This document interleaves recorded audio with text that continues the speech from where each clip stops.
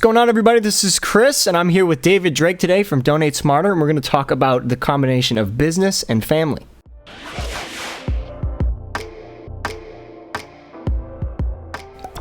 All right, David. Hey, Chris. Thanks for having me. Thanks for coming. How's things? Nice to be here. Things are good. Things are good on Cape Cod, yeah. Good, yeah. Where you're down with the family. Always must be nice to come home. It's very nice to get home, yeah. Yeah. Kids are behaving, all that good stuff. Combining business with pleasure, yeah. There you go. Well, it's very on topic today. So, David, I'm just gonna keep it open. I'm interested. I'm sure everybody's interested to hear. Just tell me a little bit about your staff. Tell me a little bit about yourself and where you're from. And well, I'm from Cape Cod. Been here for a lot of years. Ended up down in Florida. Went down and met a girl. Got married, had family, the whole deal, and incubated a business idea, and that's what we're here to talk about. So, awesome, yeah. So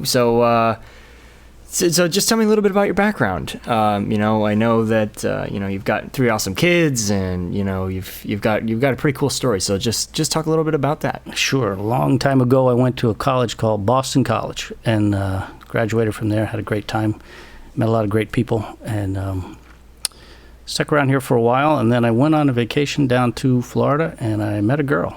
And after that, everything kind of fell into place. So now I live down in Florida, come back here as often as we can, and just living the life, enjoying it with 3 kids. Don't get much sleep, but have fun with the kids every day, and trying to keep them on the straight and narrow, Yeah. It's a bit of a challenge. So you're a busy guy. You do a lot of stuff for a lot of people. I want to get your, I want to break it down. What drives David? You do a lot of stuff. You got 3 awesome kids. You got a business. You got a couple different businesses. You've got, you're a family man. And just what inspires you? Why do you do what you do? That's a good question. It all comes down to doing the right thing, and I find myself saying these words to my kids every day. My wife and I talk about it 24/7. Just trying to do the right thing, and I came across this business idea before I had kids, and I saw the problems that faced small charities, and I kind of wondered how come they were getting beaten up so bad. But dug into the issues, interviewed thousands of charities, and talked to great people, and found out that there were some issues that I thought if you put your mind to it, you could figure out solutions, simple solutions. Simple solutions are usually the best. I tell my kids all the time, do the right thing, even if it's not the easy thing. It hasn't been an easy road to this point, but we're on the verge of breaking into some real good areas for these small charities and businesses. So what do you define? How do you help your kids understand what the right thing is? What do you establish as that baseline? Well, when you have kids, you'll understand, but usually you let them fail a couple of times, and then they start to pay attention to what you tell them. But, the right thing is usually not the easy thing. Being honest, telling the truth all the time, listening to the rules, paying attention to the rules, being respectful, things like that. And it's a constant effort, but I hope it'll be worth it. 20 years from now, we'll see. Oh, I'm sure they're awesome. But what led you to working with smaller charities and nonprofits? Like I said earlier, Chris, I think that I saw a lot of small charities that I would love to help out. As an individual, I was being solicited by friends who, were doing a drive here or raising funds for this thing over here. And I always wanted to help out, usually didn't have deep enough pockets to really make an impact. And the first thing I said was, my dollar should matter. So if I'm going to give $1, I should, it should make a difference. Does it actually make a difference? And I dug into the problem, and there's so many middlemen in the path from the time you give your dollar to the time it actually reaches the project that you donate to.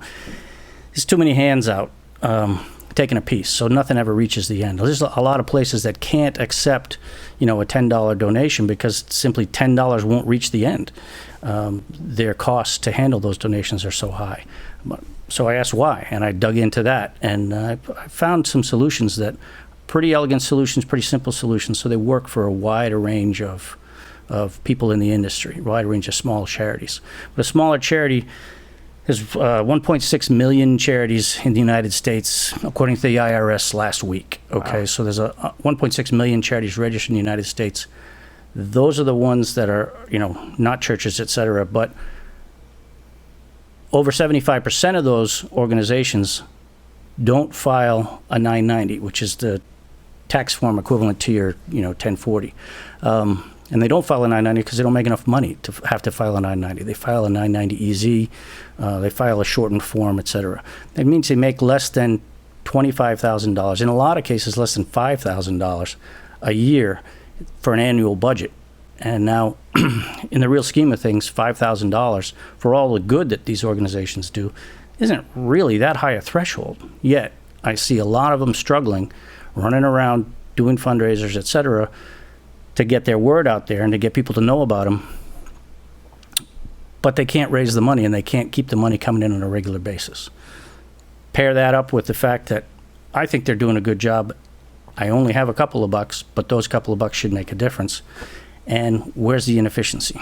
That's where Donate Smarter comes in. We built a system that helps alleviate those inefficiencies, gets rid of them altogether. And so $1 gets from your donation to the project directly. Awesome. And so you've been doing this for, you said 10 years now? You've been working with on Donate? Well, I've been researching it. We're working on it for 10 years, but we're just about ready to, 7 years, but we're just about ready to crack open the some good things are on the horizon. Yeah. So, but talk to me about that a little bit. So, like I said, I know you have an entrepreneurial spirit, and you're working. You've been working your butt off for years to build this thing. But you've got 3 awesome kids, and you spend a lot of your time taking care of them. And so, I'm just curious as to how you find the time. I mean, how do you balance? You don't find time. You make time. So there are a lot of sleepless nights. My wife works a crazy schedule. Sometimes she works nights. If the kids are asleep and my wife's working, then I get to work undisturbed until 11 o'clock, 2 o'clock in the morning, whatever it is. But it's a project. It's a passion. You find time to build the project that you're working on. It's not very different than building a house. If you're a craftsman and you're building a project inside a house, you work on that project. Even if you're not on the job site pounding the nails, you're figuring out how to make those pieces go together more efficiently, last longer, look better, etc. Same thing here. Awesome. So there's got to have been 10 years, you've been working on this thing. There's got to have been moments where you just weren't sure, you're just like, what the heck am I doing here? What gets you through those? Well, that happens every day. If it didn't happen every day, I don't think you're doing the right project. But there's always doubt. And I have a lot of people in my life who taught me, never give up, never ever give up. And if you have an idea that you believe is right, it's like I said, the hard right against the easy wrong. Anybody can quit. You can always quit. But if you stay in the game one more round, you stay in the game a little bit longer, you never know if that's going to be around. You never know where success is. My wife likes to say that the day before your life changes is like any other day, right? You just keep in there slugging and good things are going to happen. So honestly, what keeps you going is it's not dissimilar from raising kids. You see the potential of those individuals. Even when they're tiny, you see their potential, and you just wonder what's going to happen if I can nurture this, just like a plant, right? Well, some of these projects that I bump into, and I've been privileged to be a part of, sit on the board for some of them, are doing amazing things that I could never find the time or the resources or have the energy or the know-how to do. But I can exchange a couple of dollars and empower the people who have the passion, have the drive, have the know-how, and are driven like I am for my project, for their nonprofit project, and it blossoms. So I can be the conduit for the good that they're bringing into the people that they help. It's pretty exciting stuff when you get it. I get tingles when I think about some of these projects. So I'm flattered to be involved, flattered to be welcomed into their lives. I've met some great people who are driven by their passion that I see, but I couldn't duplicate. So I empower them by supporting them, telling the story that drives them to other people, sharing it, and hopefully igniting that same interest in other people. Totally. What would you say is the best thing that's come from this project so far, whether it be a charity or an experience? What's been the best moment? I'll tell you, the best moment is the vindication for me personally. A long time ago, somebody told me, or it was actually a report card that was sent home, and my mother read it to me. She said, I love the teacher who wrote the report card. He said, Dave would be a lot better off if he could just do things the same way they've been done all along. And I understand the sentiment behind it, but I've never fit that mold. I've always kind of looked at things from an opposite direction and said, geez, how can we make it better? In this case, I don't think I can make any of these nonprofits better on what they're doing, but I can help how they're doing it and improve that, and thereby improve them. So I think it's important to grab onto people and to see how you can benefit them, how you can help them. And that's what relationships are all about. You can't have a one-way relationship that's going to last for very long. So yeah. And it's just so cool to, some of the people that you meet. I mean, you've got tell me a little bit about some of the charities that you've worked with and kind of their stories and, how everybody's different. But yeah, I'll tell you a story.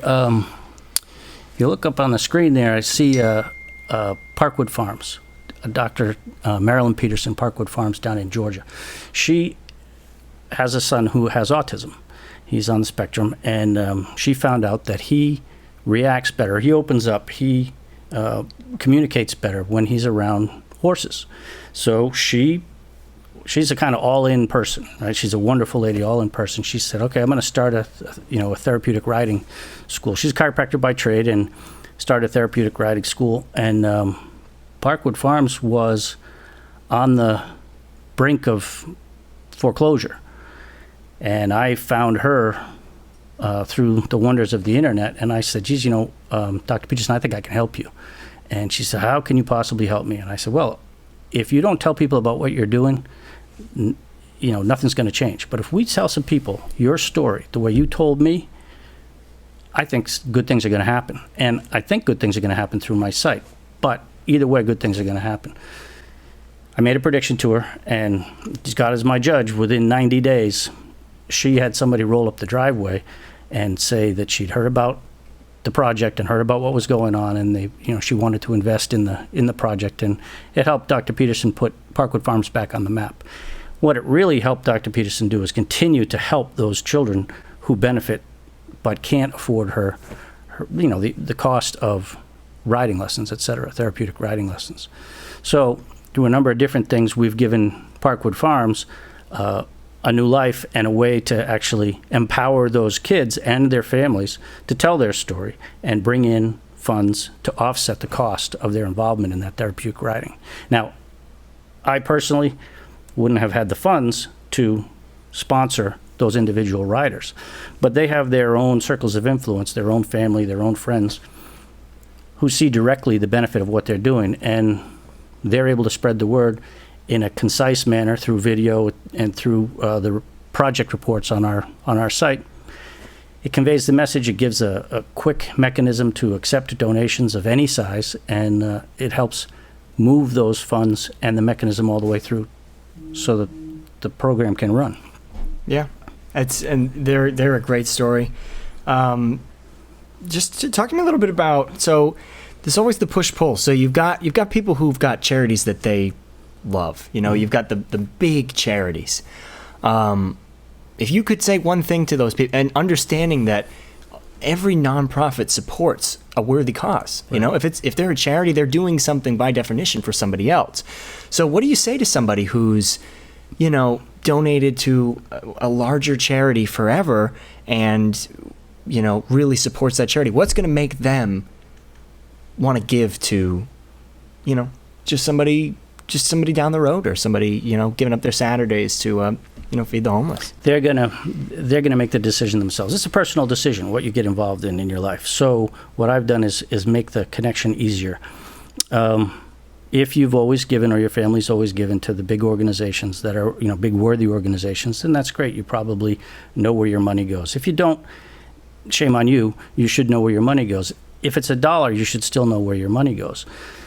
The dynamics are pretty strange, though, because as a donor gives their dollar, the mechanism they use to give that dollar or that $100,000 determines how the charity has to handle that money and what the charity has to do for compliance and registration purposes.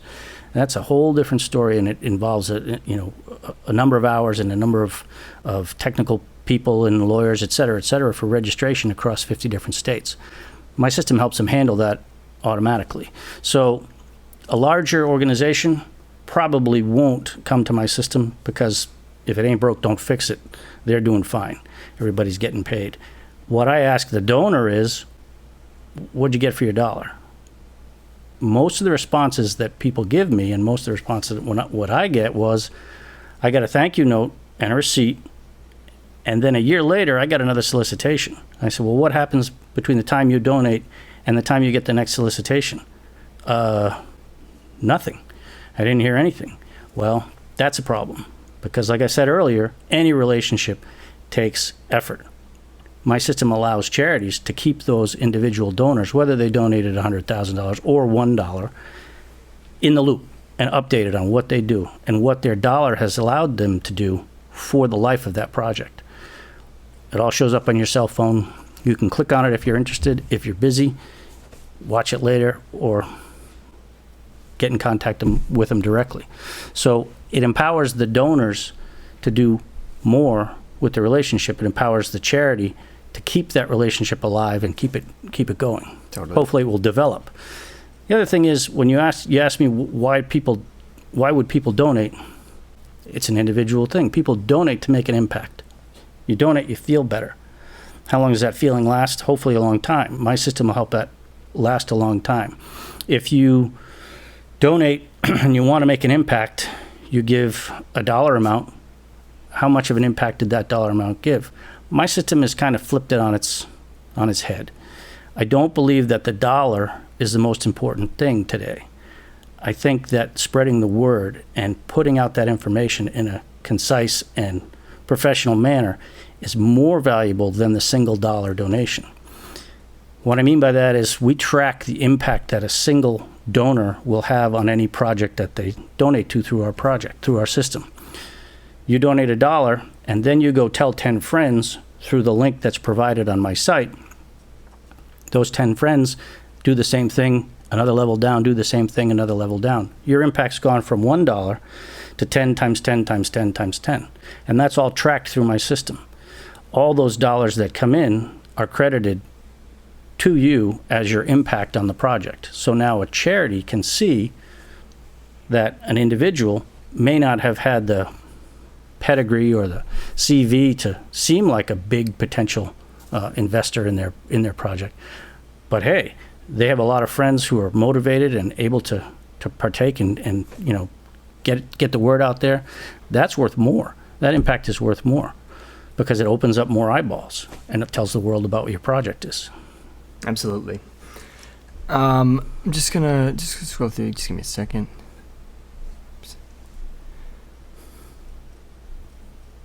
That's a good one. So, how do you overcome fear? You got to be afraid of stuff. I mean, being an entrepreneur. I mean, hey, you got kids, you got a family, you got mouths to feed. There's got to be some fear in there. I know I can speak from experience, not from the mouths to feed, but the entrepreneurial, the fear that goes along with that. So, yeah. How do you get through that? I have a good family and good friends, and I don't take the beatings too long or hold the burden for too long. Don't take it too personally. You got to be like a duck, right? You got to let it off your back. Having said that, every rejection hurts. I don't like rejection any more than the next guy. Always been an issue for me. So what I found is that I'm at my best when I'm facing my fears, and if I can head my fears, head off my fears, head right for them, I'm at my best. That's what I try to teach my kids. If you can let your fear, your body tell you, I'm fearful of this specific situation. Now your body's helping you out. It's told you, this is a challenge I have to overcome. Overcome that fear. That's very empowering. And so you can't teach it. You can't expect your kids to listen to you if you're not actually doing it, right? Yeah. So see one, do one, teach one. You got to face your fears every day. Got it. So I'm gonna end this with one last question. So, where are you in 10 years? And I don't want where do you want to be? Where do you believe you'll be in 10 years? I'll tell you what I know I'll be. I will be in the company of great people like yourselves, but I'll have my kids with, strong constitutions, their feet on the ground and knowing where they're right and wrong, what their compasses are, and how to navigate at 12 and 15 and 16 years old.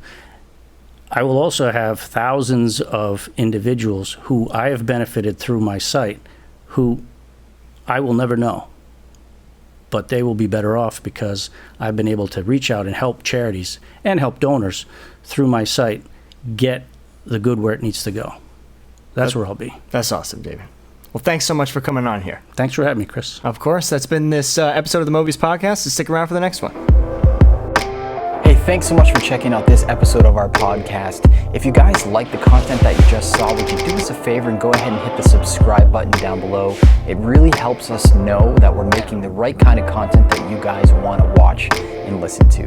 So go ahead and hit that subscribe button. And if you check out the description box below, we have all of our social media links. Make sure to follow us on Facebook. We post a lot of our behind the scenes stuff and advertisements for podcasts that are coming up. So once again, thank you guys so much, and we'll see you in the next one.